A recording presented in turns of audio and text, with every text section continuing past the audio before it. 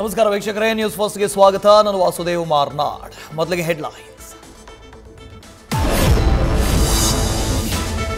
Rowdy sheeter ಬಿಕ್ಲು Shiva ಕೊಲೆ ಪ್ರಕರಣ ಇವತ್ತು ವಿಚಾರಣೆಗೆ ಹಾಜರಾಗಲಿರುವ ಮಾಜಿ ಸಚಿವ ಭೈರತಿ ಬಸವರಾಜ್. ಕೆಆರ್ಪುರಂ ಶಾಸಕರ ಎನ್ಕ್ವೈರಿಗೆ ಈಗಾಗಲೇ ಪ್ರಶ್ನೆಗಳ ಪಟ್ಟಿ ಸಿದ್ಧಪಡಿಸಿಕೊಂಡಿರುವ ಪೊಲೀಸರು.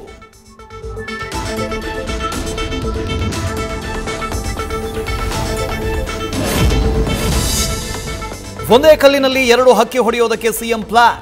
ತವರು ಜಿಲ್ಲೆ ಮೈಸೂರಿನಲ್ಲೇ ಇವತ್ತು ಕಾಂಗ್ರೆಸ್ ಸಾಧನಾ ಸಮಾವೇಶ. ಶಕ್ತಿ ಪ್ರದರ್ಶನದ ಮೂಲಕ ವಿಪಕ್ಷಗಳಿಗೆ ಟಾಂಗ್, ಜೊತೆಗೆ ಸ್ವಪಕ್ಷದಲ್ಲಿರುವವರಿಗೆ ಭಿನ್ನ ಧ್ವನಿಗೂ ಕೂಡ ಇತಿಶ್ರೀ ಹಾಡುವುದಕ್ಕೆ ಸಿದ್ದರಾಮಯ್ಯ ರಣತಂತ್ರ.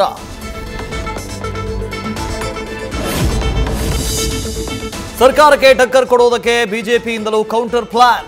2 ವರ್ಷದಲ್ಲಾದ ಎಡವಟ್ಟುಗಳ ಬಗ್ಗೆ ಚಾರ್ಜ್ ಶೀಟ್ ಬಿಡುಗಡೆಗೆ ಕೇಸರಿ ಪಡೆ ತಯಾರಿ. ಬತ್ತಳಿಕೆಯಲ್ಲಿ ರೆಡಿಯಾಗಿವೆ 10 ಹಲವು ಅಸ್ತ್ರಗಳು.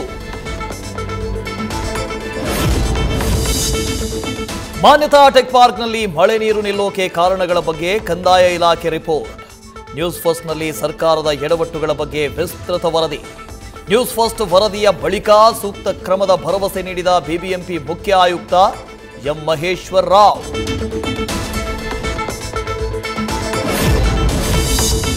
ಹೂವಿನ ವ್ಯಾಪಾರಿಗೆ ತೆರಿಗೆ ಇಲಾಖೆಯಿಂದ ನೋಟಿಸ್.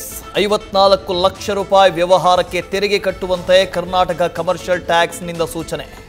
ತಳ್ಳು ಗಾಡಿಯಲ್ಲಿ ಹೂ ವ್ಯಾಪಾರ ಮಾಡೋ ಸೋಮೇಗೌಡರಿಗೆ ವಾಟ್ಸ್ಆ್ಯಪ್ನಲ್ಲಿ 2ನೇ ನೋಟಿಸ್.